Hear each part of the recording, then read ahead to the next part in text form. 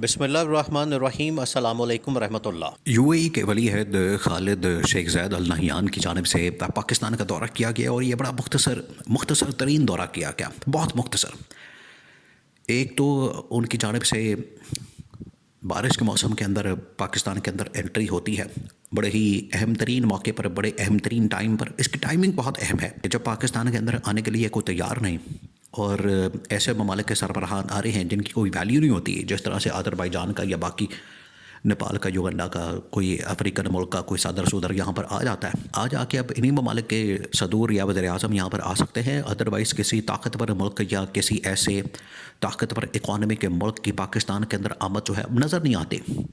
आते हैं तो वो कोई ख़ास पैगाम लेकर आते हैं, उनकी जानिब से कोई ख़ास बात की जाती है, कोई ख़ास मैसेज होता है। वो यहाँ पर आते हैं, बात करते हैं, मैसेज कन्वे करते हैं, फिर उसके बाद चले जाते हैं। यानी पाकिस्तान के साथ अब उनका किसी किस्म का डील करना, कोई एग्रीमेंट करना, कोई मामला चलाना, कोई इन्वेस्टमेंट करना, कोई सरमायाकारी करना, अब ये दूर दूर तक किसी खाते में नज़र ही नहीं आता। अब ये जो दौरा किया गया, इसकी टाइमिंग बहुत अहम है। ऐसे दौरे में, ऐसे टाइम के ऊपर जब पाकिस्तान के अंदर हालात जो है बड़े डावाडोल हैं, आलमी ताकतें पाकिस्तान के ऊपर प्रेशर डाल रही हैं, अंदरूनी तौर पर पाकिस्तान के अंदर जो सियासी जमातें हैं, ख़ास तौर पर अपोजिशन की जितनी सियासी जमातें हैं, वो एक इकट्ठ कर चुकी हैं, गठजोड़ उनका बन चुका है, वो इकट्ठी हो चुकी हैं और उनकी जानिब से हुकूमत के ख़िलाफ़ एक तहरीक लॉन्च कर दी गई है। तो ऐसे मौके पर किसी भी यूएई या सऊदी अरब की जानिब से पाकिस्तान के अंदर अपने शहजादों को भेजना, वली अहद को भेजना, ये बड़ा मानी खेस है। और वो इन्वेस्टमेंट के लिए इन्होंने तो बड़ा यहाँ पर रौला डाला, बड़ा शोर मचाया गवर्नमेंट ने, हुकूमत ने, हेडलाइंस के अंदर, ख़बरों के अंदर, बुलेटिन्स के अंदर, अखबारों के अंदर। वो बहुत बड़ा दौरा हो गया और बड़ी इन्वेस्टमेंट आ गई, सरमायाकारी आ गई, ज़ीरो बटा ज़ीरो। वो पैगाम लेकर आते हैं। इन्होंने तो पिछले दिनों जो तकरीबन को महीना पहले एक जेंटरी पीच अमेरिका का बहुत बड़ा इन्वेस्टर पाकिस्तान के अंदर बुलाया, उसके ऊपर इन लोगों ने इतना शोर मचाया, तो कहाँ गया? महीना हो गया, ये साल भी गुजर जाना है, आपको उस बंदे का पता ही नहीं लगना, पता नहीं लगना कि कहाँ आया। 1 रुपया नहीं लेकर आना उसने। ये भी इसके ऊपर जो इन्वेस्टमेंट की बात कर रहे हैं, इन्वेस्टमेंट कोई नहीं आ रही, असल में वो पैगाम लेकर आए। पैगाम बहुत अहम है, पैगाम इतना अहम तरीन पैगाम है पाकिस्तान की मौजूदा सूरत हाल के पेश नज़र कि उस पैगाम को नज़रअंदाज नहीं किया जा सकता। और ना ही अब पाकिस्तान की जो सिविल लीडरशिप है, ना ही इस्टेब्लिशमेंट, मिलिट्री इस्टेब्लिशमेंट, वो इसको इग्नोर कर सकती है। अब जब वहाँ पर वो पहुँचा है शेख खालिद ज़ैद अल नहयान, जो कि यूएई का क्राउन प्रिंस है, यूएई का वली अहद, एक वहाँ पर सदर है, एक वो शेख ज़ैद अल नहयान है और ये खालिद बिन ज़ैद अल नहयान है। तो वली अहद जब पहुँचा है तो उसने आके यहाँ पर पाकिस्तान को पैगाम दिया कि अब्बा जी का भी पैगाम आया, क्योंकि वो सदर जो है वो इनके वालिद साहब हैं, उनका भी पैगाम आया और साथ में यूएई की गवर्नमेंट का और अरब ममालिक की जानिब से आपको पैगाम दिया जा रहा है। अब वो पैगाम बहुत अहम है। अब ये जो इस वक्त आलमी सूरत हाल बन चुकी है और इस रीजन की सूरत हाल बन चुकी है, जो सिक्योरिटी कॉन्टेक्स्ट के अंदर, और आप देखें सिक्योरिटी कॉन्टेक्स्ट में जब आप बात करते हैं तो देखें यहाँ पर हमले शुरू हो गए, दहशतगर्दी शुरू हो गई, शहरों के अंदर लोग आ गए, कार्रवाइयाँ उन्होंने शुरू कर दी। पहले तो था कि बॉर्डर एरियाज़ के ऊपर, बलूचिस्तान के अंदर, खैबर पख्तूनख्वा के अंदर वो लोग आते थे, तालिबान हमले करते थे चेक पोस्टों पर, फौजी गाड़ियों पर, या फिर इधर बलूचिस्तान के साइड के ऊपर उन्होंने पंजाबी मार देने। अब तो देखें वो मस्जिदों के अंदर आ गए हैं, पेशावर के अंदर आके उन्होंने जो हमला कर दिया खैबर पख्तूनख्वा के अंदर, वो तो अब आपके घरों तक आ गए हैं। फिर वही वाली सूरत हाल जो मुशर्रफ के ज़माने में थी 2001 से 2010 के दरमियान, बड़ी खौफनाक थी सिचुएशन। तो अब वो पैदा हो गई। तो रीजन को देखते हुए फिर आलमी सियासत जिस तरीके से रूस के और अमेरिका के दरमियान इस वक्त आलमी मामलात हैं, उनके दरमियान नेगोशिएट किया जा रहा है। यूक्रेन की जंग है और ईरान के मामले के अंदर इसराइल और बाकी तमाम की तमाम ताकतें वो एक दूसरे के ख़िलाफ़ बरसर पैकार हैं। तो इस कॉन्टेक्स्ट में इस दौरे को समझने की ज़रूरत है।